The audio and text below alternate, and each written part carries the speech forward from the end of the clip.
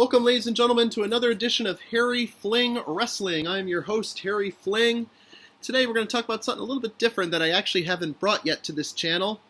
We're going to review one of the Tough Enough seasons. I'm talking about Tough Enough 3 from October 2002 to January 2003. Tough Enough was a reality TV show that WWE, at first WWF, ventured into because reality TV was in its infancy in the early 2000s. This all started back in 2001 after The Real World, which is how we first met Mike Mizanin. The Real World debuted on MTV, and then WWF wanted to capitalize on the success of reality TV at that time. Reality TV does still exist. In my opinion, it's not as good as what it once was. If you go back and watch reality TV, and I'm not just talking about wrestling, let alone Tough Enough, but any show, The Real World was a good one. They had some other good shows that just aren't coming to mind right now, but there's a whole bunch out there. I don't recommend The Kardashians or anything like that. That came around about much later. So anyways, these were a show about hopefuls trying to break it into the WWE.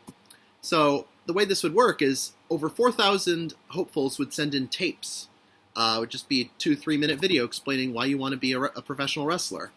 Why should we select you, in other words? And then they'd have tryouts. They'd come to WWF New York, or I think the second season they went to Caesar's Palace in Las Vegas. And they had this big ring set up in the middle, and they'd call you in by number. They'd whittle down 4,000 to 230 hopefuls.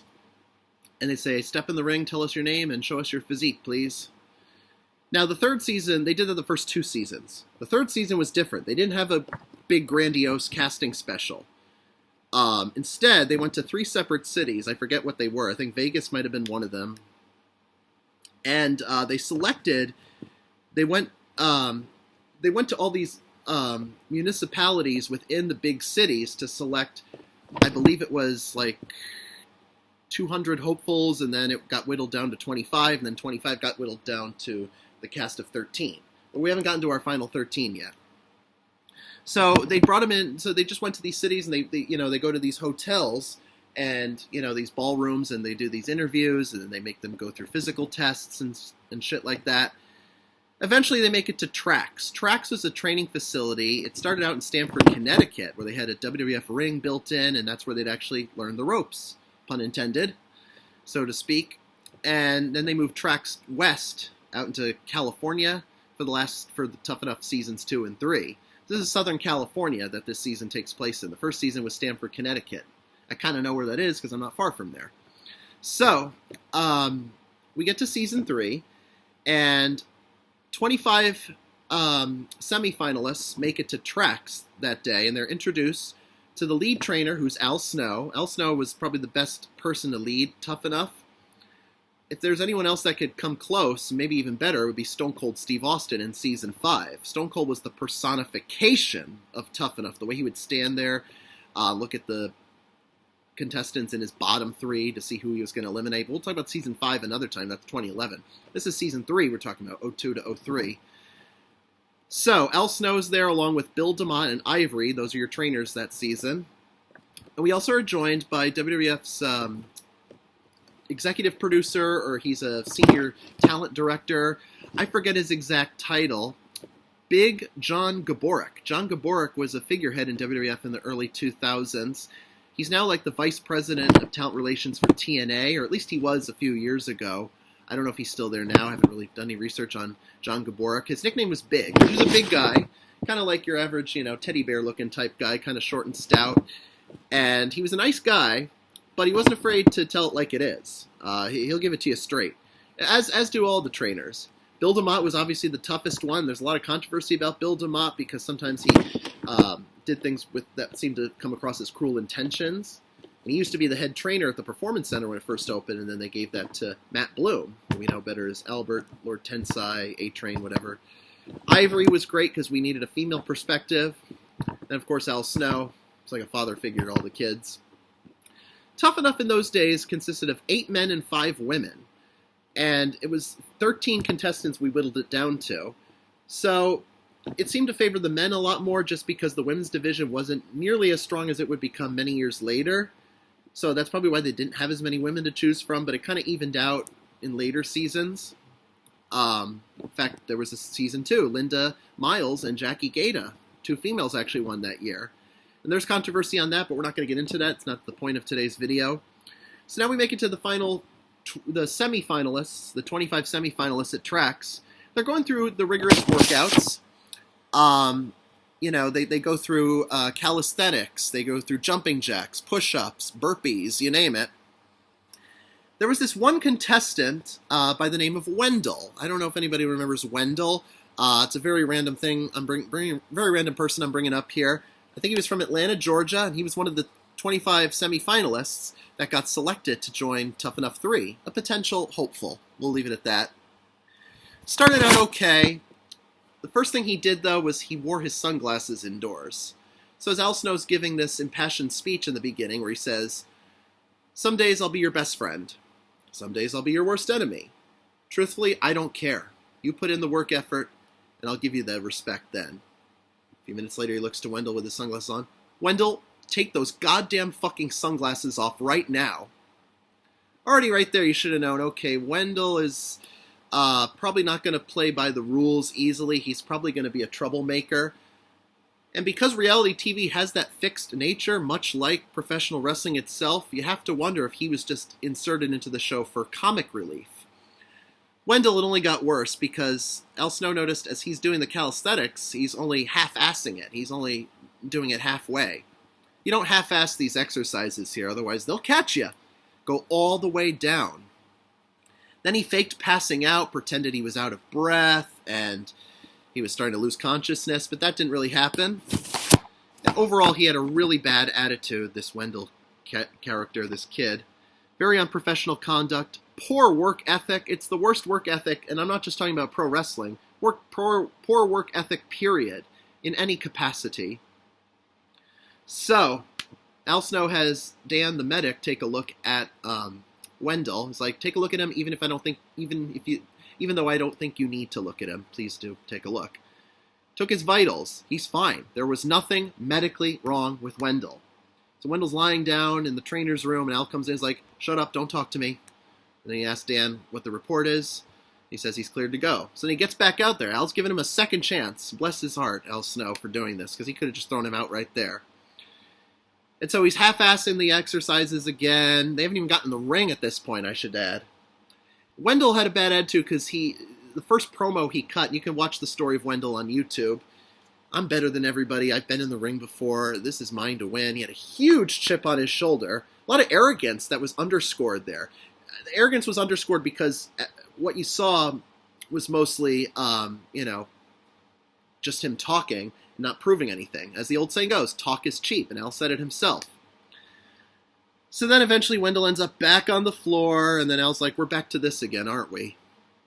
And then Al's like, "You don't want this bad enough." "Yes, I do! You all of a sudden have the gall to stand up to me like that and tell me you want this when you have in fact not shown me a damn thing to prove that you're worthy." We're back to this again. Stand up. Stand all the way up. This is so embarrassing. This is like something you'd be telling a 3-year-old. Eventually, Al's had enough. Get out. Go home. You're cut. You're eliminated. Wasn't even elimination time yet. Go home. Grow up. Make decisions with your life. And think about what you did, because you sure as hell wasted our time today. And don't go wasting anybody else's time, because you sure as hell wasted mine and everyone else's. But wait. And then the music plays. They always had this music interspliced. And that was it for Wendell. And then Big, standing all the way at the door at tracks. "Wendell, come with me, now!" Big never usually got that angry, but if you piss them off enough, oh, they'll give it to you. Just wait, we'll circle back to Big in a minute. So that's it for Wendell. The rest of the trainers don't give him much trouble. Eventually, they finally get in the ring and learn the basic bumps, and I think there's this one gal who can't seem to quite get it right and keeps landing on her head and neck when they're trying to learn a forward bump. So she's cut. Now, they take it outside. They go to the great outdoors in Southern California in the mountains. They go mountain biking. This is a physical test. You have to pass this physical test or you won't make it to Tough Enough. They go mountain biking. They go running with weighted backpacks, so they're carrying like 25, 30 pounds on their back. And they have, these cold water bottles to stay hydrated. God forbid they pass out. And then there's this uphill climb, not just with the running, but with the bikes. And you're riding these bikes, and it's an uphill climb, and you have this weight on your back, and you're pedaling, and it's like fucking 95 degrees outside. And John Gabork's sitting in the back of a flatbed pickup truck. Anybody want to hop in the truck with me and quit? That's fine with me. Oh, so sarcastic Big is. So finally everyone does a good enough job, at least passable for the trainers, to the trainers' liking, and then they take a break. The trainers discuss who are going to be their final 13. So they have their final 13, and the casts are announced as such. So now it's time to meet our cast. John H. Now I'm only going to give their last name, just the first letter of their last name, just to protect a lot of their identities. Now, some of these people you're going to know better than others because they made it further than Tough Enough in the wrestling business. First on my list is John H. from Davis, California, 23 years old. Followed by Matt C. from Kalamazoo, Michigan, also 23 years old. A lot of these people in their early 20s.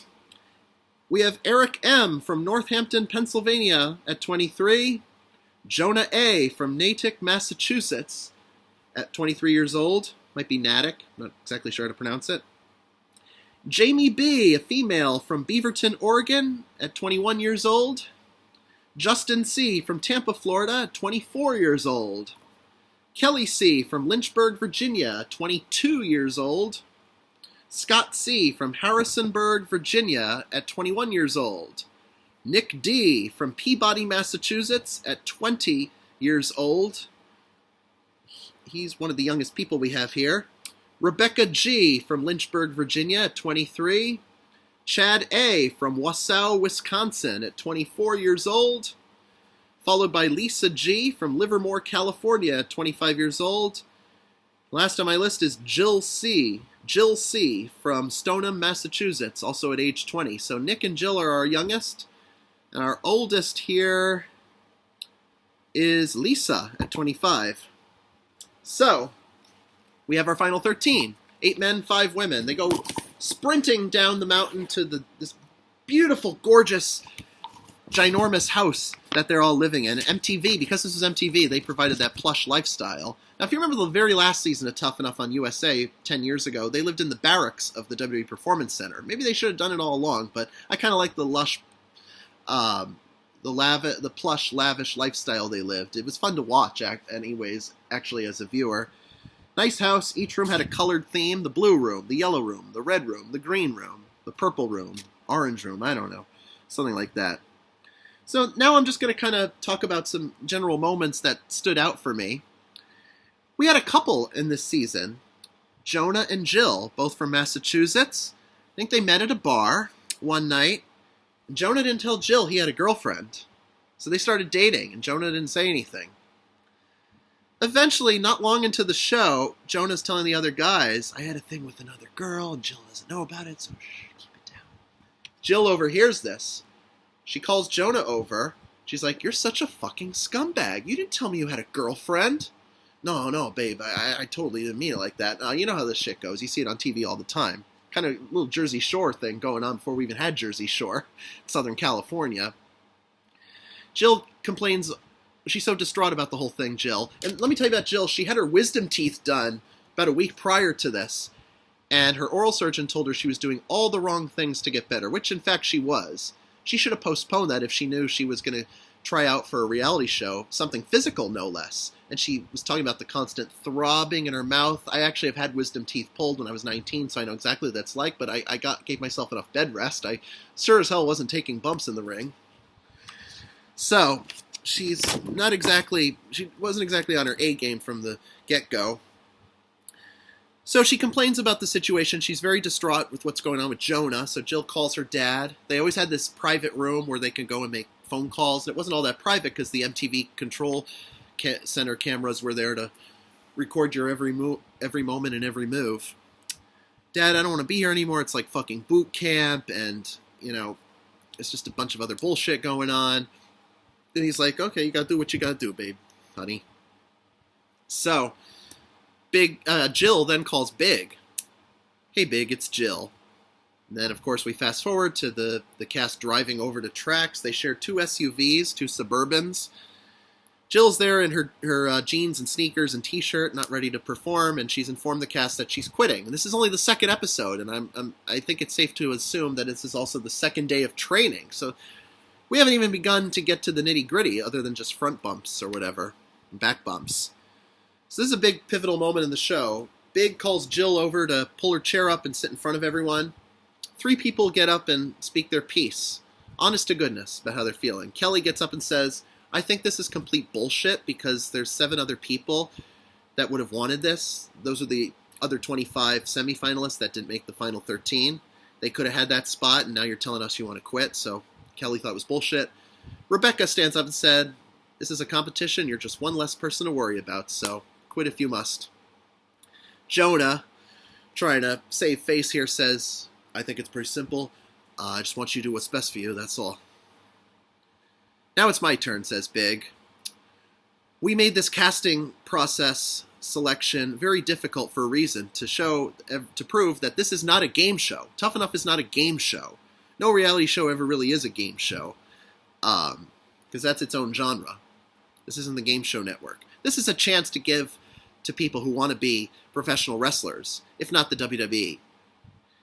And I quote from John Gaborik, I am angry that I let myself be deceived by you and duped by you into believing you actually wanted to be a WWE superstar. I'm ashamed of myself that I picked you thinking you wanted this, and now you're telling me you don't. And then he says to her, well, before he gets to that, he says, I'm ashamed of myself because now I have to live with that decision for the rest of my life. Then Big says to Jill, you conned me, you lied to me. You spit on all of them, you spit on me. You spit on me, I spit on you. Get up and leave. She quietly exits, takes her chair, exits. Al Snow says, you should not feel sorry for her.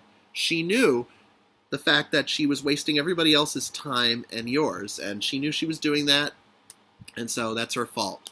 Then we continue training as usual. Next episode's also kind of riveting because this was more behind-the-scenes stuff, and I have an article here from Pro Wrestling Torch. That was Wade Keller who was responsible for that. There was a contestant named Lisa, who was actually our oldest contestant. Lisa had a pre-existing mental condition, I believe, that wasn't fully diagnosed. She had some psychiatric issues. Lisa actually had a psychotic breakdown on the show. So Jill was the first one to be eliminated. Lisa's next. But Lisa's isn't fully explained. On the show, what you saw was she was struggling in the ring, as did a lot of these young men and women. She would laugh every time she made a mistake, and that annoyed everyone. And because of her carelessness and, what's the word I'm looking for? Her carelessness and her lack of fortitude, per se, everyone else had to run like 5 extra laps because of her. And she didn't even apologize to anyone because of that. And that would piss me off a lot if somebody knew they made a mistake like that and didn't fucking say, hey, I'm sorry I made you do this. I screwed up. Just admit you're wrong. Come on now. It's not... Be a man about it. Be a woman about it. Come on. So, everyone's angry at her, and then they all decide they want to go out. They go out a lot, these Tough Enough kids. And so just to a nightclub or whatever. But the rule is everybody has to go out. If one person says no, then we don't go out. That's as simple as that. And that's a stupid rule, if you ask me. I didn't even know it was even a rule in the house, but I guess it was. So Lisa says, nope, doesn't sound like my problem to me. So the rest of them are like, fuck it, just let her be. Leave her here, and she can do whatever the fuck she wants. So last we see of Lisa, she's trying to make a phone call. Person on the other end, we don't know who it is she's talking to. Maybe mom or dad, friend, sibling. They don't pick up, and we just see her on the phone. It's ringing. She's tossing and turning on the couch. It's like a couch like this. That's the last we ever saw of Lisa. What really happened behind the scenes was a psychotic breakdown. So I'm going to read this article to you. In the cover story from the October 5th, 2002 issue of the Pro Wrestling Torch newsletter, it was revealed that contestant Lisa was removed from the show after what was referred to as a psychotic breakdown. After being left at the house while the other contestants went out to dinner, she began throwing herself against the walls of the house, eventually breaking into the hidden MTV control room and working her way onto the roof. Yes, a lot of these reality shows have a control room built into these mansions, especially if they're housing a lot of contestants on a show like this. After being talked down by producers and John Big Gaborik, she was committed to a psychiatric hospital facility to receive psychiatric treatment. Her parents flew in from New Mexico to pick her up. And I thought she was from California, so I didn't quite get that. Oh, maybe she'd moved to California. Their parents lived in New Mexico. Her parents flew in from New Mexico to pick her up, but she physically attacked them, claiming she did not know them. Something's really wrong with this girl. My God. She then escaped custody inside LAX, shutting down a wing of the airport until she was located. Again, she was hospitalized, but she was able to check herself out shortly after. She claimed she was okay, she was sane, and I guess they thought she was okay to leave. She then contacted Tough Enough producers, claiming she was ready to return to the show. Producers informed her she had been removed from the competition due to her actions. She's now a liability to the whole cast and crew. The other contestants, and subsequently the audience, us, were initially told that Lisa simply decided wrestling wasn't the right career for her. They all say that. Lisa then reemerged in Louisville, Kentucky at the Ohio Valley Wrestling Training Center that was developmental at the time, claiming that trainer Al Snow and producer John Big Gaborik had sent her for additional training, both in the ring and to learn further about the structure of the developmental territory system. At a series of shows in California in September 2002, she managed to talk her way backstage and was even allowed to assist with the pyrotechnics for the wrestlers' entrances at a TV taping. One source even claimed that she had a face-to-face conversation with Vince McMahon, who was apparently unaware of her status with the Tough Enough program. Soon after, her photograph was circulated to security personnel and she was barred from any backstage areas and hasn't been heard from since. Wow, that's very telling. The fact that we have no updates makes me kind of worried, and this was 23 years ago. No, is it 23? Yeah, 23 years ago we're talking about this, and I hope to goodness she's okay, at least living a normal life. And you thought Jill was bad. Oh, this girl had a lot of problems. And Big eventually told the cast, like I just said, wrestling wasn't the right career for her, and then they kind of just brushed it off and carried on business as usual. Now, for time's sake, I'm just going to go down the rest of the eliminations here. We had this tall guy named Chad A. And Chad, he was the tallest one he was 7 foot, he was like 6'11", 7 feet almost. 240 pounds, a very tall, skinny guy. Imagine he played a lot of basketball in high school and college. Chad was actually the first one cut. See, Jill quit, Lisa quit because they wanted to. Chad was actually asked to leave. He was cut because of his lack of ability to keep up the pace with the rest of the group. He really was lacking in a lot of areas. He was so stiff. Because he was a big guy, he had to carry a lot more weight because he was tall. So a lot of those tall guys, that's a big disadvantage, not being able to move around so quickly. So I think that's what hindered Chad in the end. So he was the first of the men to be gone. Now, before I go any further with these cuts and eliminations, typically Al would have them stand up. Well, the day before, the trainers would all meet, and they'd show these Polaroid photos of the cast with their name underneath it. What do you think of this one? What do you think of that one? They'll give their opinions here and there. Next morning, everybody stands up right in front of their chair. Sit down. Sit down. Sit down means you're safe. Sit down. Al looks you right in the eye. It's obvious you haven't shown me that you're tough enough. You haven't lived up to the standards that we want you to. I'm sorry, you're cut. You can all say your goodbyes now. All right, and then I get all emotional and mushy and everybody hugging. Oh, I'm going to miss you so much. I hope they all stayed in touch with each other. They seem like they'd all be good friends for the most part. Chad's gone. The next week, Rebecca quits because she had a family emergency back at home. I think it was a story of her aunt getting her house repossessed, and the trainers convinced her to stay because they say to her, her house being repossessed, you being there isn't going to change the fact that her house is being taken from her. So emotionally, mentally, she couldn't focus on the competition. So I was sad to lose Rebecca because she was actually one of the better female competitors on the show. She and Jamie, I'd say, were kind of neck and neck at the time.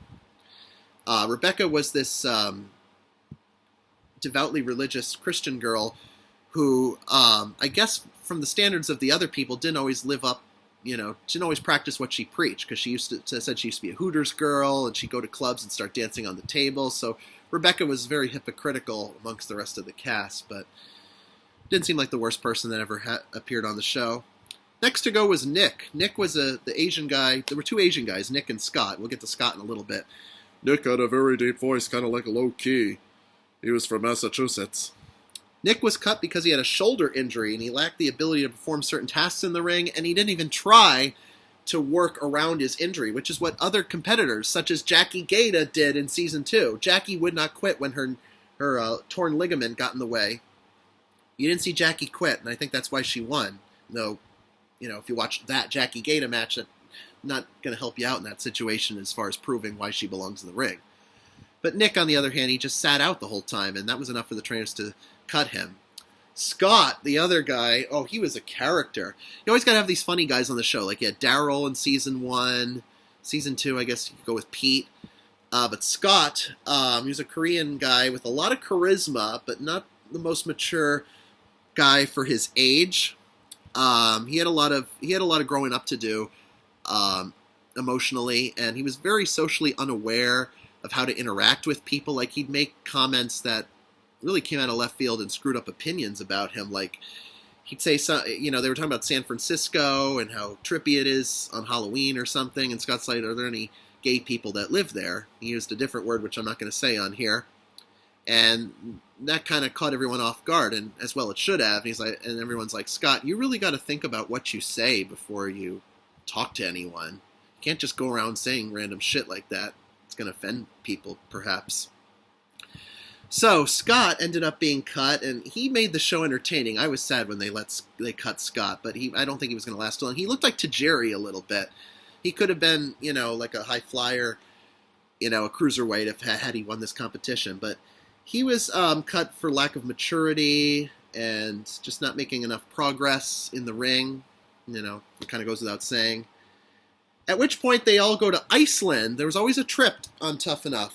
The first season they went to Atlantis in the Bahamas. Second season they went to Sun City, South Africa. Third season they go to Reykjavik, Iceland. Now the last two seasons, seasons 2 and 3, the first season was just a vacation. The seasons 2 and 3 they're actually training while they were there, which actually I'm glad they did, because don't give them too much life of luxury, because this isn't how the real world works. So they're training in Iceland, and Kelly, poor Kelly. Kelly looked just like Lita. She was a gal who dyed her hair red, but it was really only shoulder length compared to Lita's long hair all the way down here. She kind of had that rock and roll look for a chick. Kelly was cut because of a bad back, I believe. Yeah, she had a serious back injury, and she was starting to fall behind as far as learning new moves was concerned. So eventually they make it back from Iceland, and then the last cut they did before they got to the Final 5 was Justin. Justin was cut because he lacked a lot of aggression and charisma. He was doing great, but when it came down to the nitty-gritty, he just couldn't make it past the part of, he didn't have the personality to go forward with it. And yeah, I wasn't too big on Justin, so he should have been gone earlier if you ask me. Final 5 were Jamie, the only girl left. So she had to do it for the girls. Jamie, and then we had 4 guys, Jonah, Eric, Matt, and John. So the winners of this season were John Hennigan, only because you know him now as John Morrison, because he started out as Johnny Nitro and then became John Morrison. He's probably the most successful Tough Enough winner we had. No, well, Miz wasn't a winner. Miz was a runner-up, so can't call him a winner. John Morrison was a winner. He was actually the first to win a world title if you count the ECW world title victory in the summer of 2007 for John Morrison. Matt Capitelli, I already talked a little bit about him in the Bob Holly video. I'm not even going to bring up the whole Bob Holly incident because you can go back and watch that video. I don't want to repeat it twice. It's redundant. Matt Capitelli was the co-winner along with John Hennigan. So this season we had 2 men. First season we had Maven and Nydia, a man and a woman.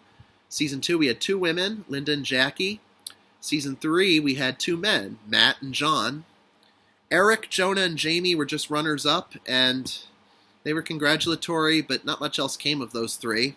So John Morrison is probably the most successful of this season. As I look at this list, Jonah stuck around in the wrestling business for a little while on the independent scene in, somewhere in Massachusetts, near his hometown. Scott did for a while too. I think Scott actually has a a shoot interview somewhere online where he talks about his experience, and that shoot interview is from like 2004, so it's outdated now. Chad, I know became a car salesman. I think I found him on Facebook randomly. I just look these people up sometimes. Nick went into finance, I think. Nick and Chad, I think, still talk to each other.